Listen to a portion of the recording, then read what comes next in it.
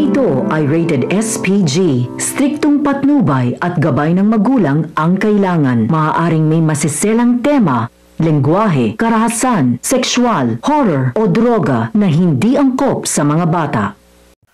Pupuntahan ni Ina at Nono ang lugar na dating pinagtatayuan ng Mana Restaurant. Dito naglalagi si Tony sa pagbabaka sakali na bumalik ang mga anak. Ito lang ang alam ni Tony na pwedeng maging koneksyon nila ni Ina. Abangan natin sa Shining Inheritance. Nailigtas na si Joanna, nina Yuan at Ina mula sa modus ni Sally. Hinang-hina si Joanna. Kahit bagsak na bagsak siya, binigyan ng kasiguraduhan ni Yuan si Joanna na hindi nila iiwan si Joanna. Sinamahan ni Ina at Yuan si Joanna para humingi ng tawad kay Lola Oria. Kahit anong sama ng mga ginawa ni Joanna kay Lola Oria, ay mabilis na nalimutan ito ng Lola. Mas mahalaga kay Lola Oria ang magkamabutihan silang maglola kesa magkaaway. Naiintindihan niya rin si Joanna kung bakit naging ganito ang ugali nito. Noon kasi ay naging mahigpit si Lola Oria sa mga apo niya. Hindi na niya inisip na may sariling kagustuhan rin pala ang mga apo. Nagsisisi naman si Joanna sa lahat ng mga kasalanan niya hanggang sa nagkaiyakan ang maglola. Niyakap nila ang isa't isa. Magkasundo na ulit sila. Kinabukasan, nahimasmasan na rin si Joanna sa wakas. Naging mabait na siya kay Ina. Naiintindihan na ni Joanna ang pagiging mabuti ni Ina sa pamilya niya. Alam na ni Joanna na walang gustong angkinin si Ina sa buhay nila. Nilapitan ni Joanna si Ina. Nagpasalamat siya kay Ina sa ginawa nitong pagliligtas sa kanya sa kamay ng mga masasamang tao. Mas naging mabuting kaibigan pa si Ina kesa sa mga tinuring na kaibigan ni Joanna noon.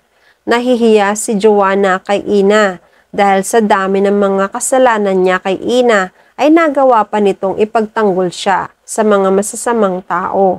Sinakripisyo pa rin ni Ina ang buhay niya, mailigtas lang si Joanna. Humingi ng tawad si Joanna kay Ina. Niyakap niya si Ina. Masaya naman tinanggap ni Ina ang paghingi ng tawad ni Joanna. Kahit sino naman ay gagawin ang kagaya ng ginawa niya para lang mailigtas si Joanna. Hindi rin naman nagtanim ng sama ng loob si Ina kay Joanna. Apo siya ni Lola Oria na mahal niya, kaya lahat ng mahal ni Lola Oria ay mahal rin ni Ina. Mahalaga silang lahat kay Ina. Nakangiti naman si Joanna. Masaya rin siya sa tunay na kabutihan ng puso ni Ina. Naging magkasundo na rin sila. Kinagabihan na panaginipan ni Nono si Tony. Umiiyak sa panaginip at mukhang humihingi ng tulong ang daddy niya. Hindi mapakali si Nono sa paggising niya.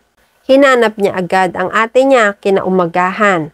Sa araw ding yon ay kinakausap naman ni Yuan si Ina. Nagpasalamat din siya dahil sa pagtulong ni Ina sa pagsagip kay Joanna. Malaki ang utang na loob ni Yuan sa lahat ng kabutihan ni Ina sa pamilya nila. Masaya siya dahil may pagmamalasakit si Ina sa Lola Oria niya at sa kapatid niya. Natutuwa rin naman si Ina sa pagtulong at pagdamay sa pamilya ni Yuan at ni Lola Oria. Hindi na rin kasi iba si Lola Oria sa kanya. Mga ilang sandali pa ay tumatakbo na si Nono sa kanila. Tinatawag ng malakas ang pangalan ng ate niya para ikwento ang kanyang napanaginipan. Kinuwento nga ni Nono ang napanaginipan niya ay ang daddy niya. Umiiyak at humihingi ng tulong.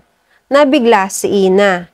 Pinayuhan si Nono na wag nang isipin yon ni Nono dahil panaginip lang yon. Sigurado naman si Ina na nasa mabuting kamay na ng Diyos ang daddy nila. Dahil sa kabutihan rin ng puso nito. Naalala niya na baka nagpaparamdam ang daddy nila ay dahil sa anibersaryo ng Mana Restaurant. Ngayon nga pala yon at muntik na niyang malimutan, kaya siguro nagpakita ang daddy nila sa panaginip ni Nono. Nangako naman si Ina na dadalaw sila sa daddy nila. Tuwang-tuwa si Nono. Gusto niyang dalawin ang puntod ng daddy nila at sumunod ay gusto rin nilang puntahan ang dating restaurant nila. Masaya naman si Yuan na nag-volunteer na sumama na rin para siya na rin ang magmaneho at maghatid kina Ina at Nono sa pupuntahan nila. Samantala, halos sa kalye na natutulog si Tony. Nagbabaka sakali na mapadpad sina Ina at Nono sa lugar ng dati nilang restaurant. Ito lang ang lokasyon at paraan para magkita-kita sila. Umaasa si Tony na balang araw ay magagawi rito ang mga anak at magkikita-kita na sila. Isang umaga, bumili ng makakain si Tony sa hindi kalayuan sa lugar. Naglalakad siya rito at may matandang babae siyang tinulungan sa paglalakad. Masayang nagpasalamat ang matanda sa kanya. Sa mga oras na ito, binabaybay na rin pala ni Ina ang lugar. Papunta na rin sila sa lugar na dating kinatatayuan ng Mana Restaurant. Mabagal ang takbo ng sasakyan dahil maliit lang ang daan. Nakatanaw sa bintana ng kotse si Nono. Napansin niya ang isang lalaki na kausap ang isang matandang babae. Namukhaan niya ang lalaki ay ang daddy niya. Sa sobrang pananabik ni Nono ay pinatigil niya ng mabilis ang pagmamaneho ni Yuan. Hindi pa man nakakaayos ang sasakyan ay agad nang bumaba si Nono sa kotse. Nabigla si Ina sa pagmamadali ng kapatid hanggang sa nakatakbo na nga si Nono. Mabilis niyang susundan ang lalaking nakita nang hindi niya namamalayang may isang sasakyan pala na paparating sa kanya. Nataranta si Ina. Natakot naman si Nono dahil masasagasaan na siya ng kotse. Hanggang sa nakapreno ng mabilis ang driver ng kotse. Hindi naman nahagip si Nono. Napalingon si Tony dahil sa lakas ng narinig na preno. Nag-alala siya kung ano ang nangyari dahil likas na matulungin sa kapwa si Tony. Baka may isang bata ang nabangga. Agad siyang tumakbo para tulungan ang bata. Ngunit naharang siya ng isa pang kotse. Sakay ng kotseng ito ay sina Lani at Amy. Agad na mukhaan ni Tony sina Lani kaya nagmadali siyang tumakbo paatras para magtago.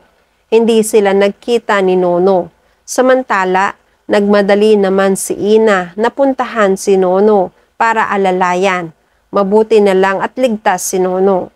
Naging bigo naman ang paghahanap ni Lani at Amy sa lugar na posibleng puntahan ni Tony. At yan ang mga pakakaabangan natin sa Shining Inheritance. Please like this video and please subscribe to my channel. At magkita-kita po muli tayo sa mga susunod pang episodes.